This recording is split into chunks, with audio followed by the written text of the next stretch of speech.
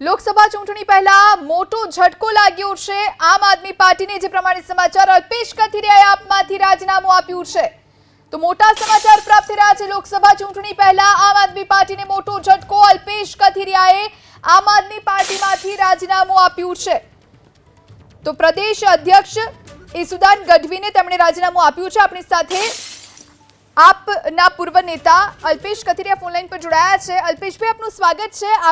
આપ પક્ષમાંથી રાજીનામું આપી દીધું છે, શું કારણ રહ્યું?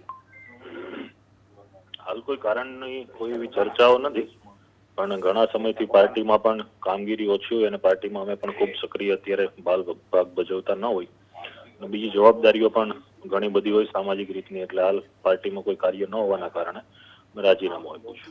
અલ્પેશભાઈ, આગળ હવે કઈ રીતની રણનીતિ રહેશે? કોઈ પક્ષમાં જોડાવાના છો ખરા? નહીં, હાલમાં કોઈ એવી બાબત નથી, પરંતુ આગામી દિવસોની અંદર લોકોને, અમારી ટીમને, સામાજિક લોકોને કે જે અત્યાર સુધીમાં અમે બધા લોકો સાથે કામ કર્યું છે, બધા સાથે મળી અને જે કોઈ પણ નિર્ણય હશે એ લેશું। પણ અલ્પેશભાઈ, આપ વિધાનસભાની ચૂંટણી સમયે ઘણા સક્રિય રહ્યા હતા અને હવે અચાનક રાજીનામાનું આ નિર્ણય લીધો, શું કારણ રહ્યું? કોઈ મનદુખ થયું છે?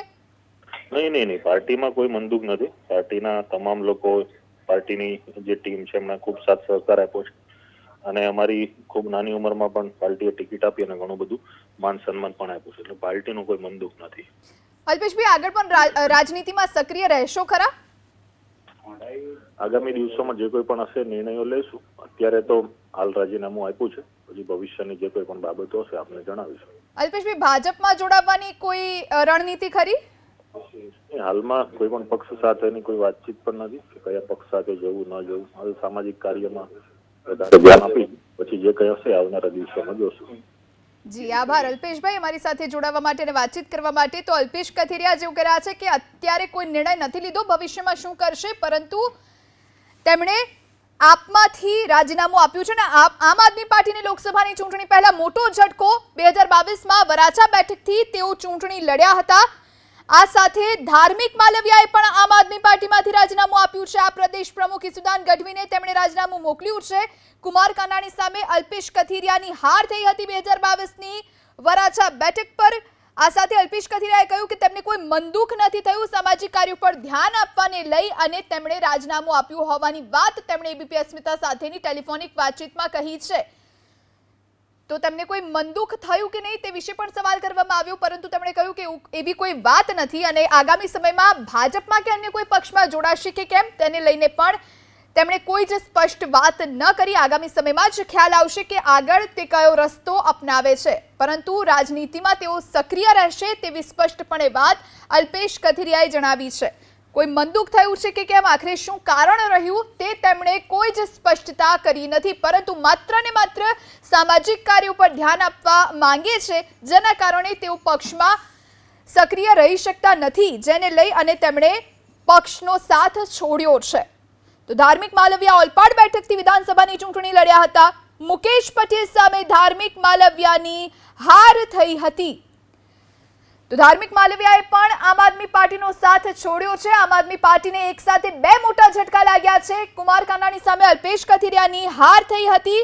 સુરતની વરાછા બેઠક પરથી અલ્પેશ કથિરિયા 2022ની વિધાનસભા લડ્યા હતા। આ તરફ ધાર્મિક માલવિયા ઓલપાડ બેઠકથી વિધાનસભાની ચૂંટણી લડ્યા હતા અને તેમની મુકેશ પટેલ સામે હાર થઈ હતી। આપણી સાથે આપ નેતા ગોપાલભાઈ ઇટાલિયા ફોન લાઈન પર જોડાયા છે। ગોપાલભાઈ, લોકસભાની ચૂંટણી આવી રહી છે ને પહેલા આપને બે મોટા ઝટકા અલ્પેશ કથિરિયા અને ધાર્મિક માલવિયાના સ્વરૂપે?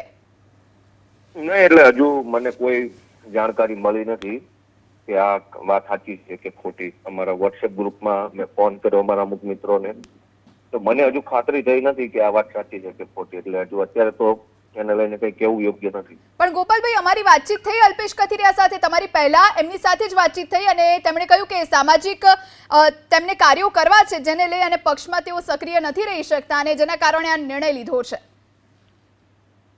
સામાજિક કામોમાં તો વર્ષોથી જોડાયેલા છે જ તે, અને સામાજિક કામ કરે તો સારી બાબત છે, એમાં તો કંઈ ખોટું નથી, પણ પક્ષમાં આગળ વધશે કે નહીં એ લઈને મારે હજુ કોઈ ચર્ચા નથી થઈ।